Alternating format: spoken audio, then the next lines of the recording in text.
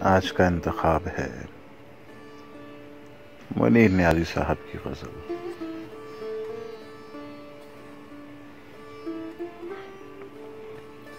चमन में रंगे बहार उतरा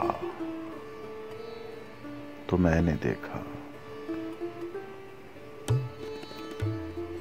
नजर से दिल का गुबार उतरा तो मैंने देखा।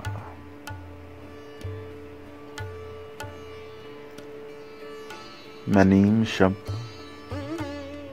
आसमां की वुसअत को देखता था। मैं नीम शब आसमां की वुसअत को देखता था।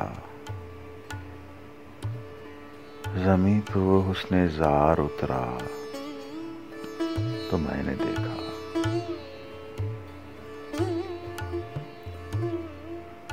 गली के बाहर तमाम मंजर बदल गए थे।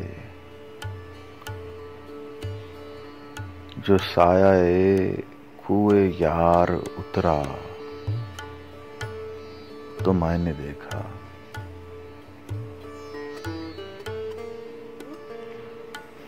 खुमारे मैं में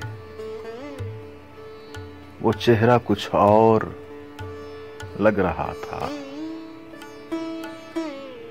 दमे सहर जब गुबार उतरा तो मैंने देखा। एक और दरिया का सामना था मुनीर मुझको।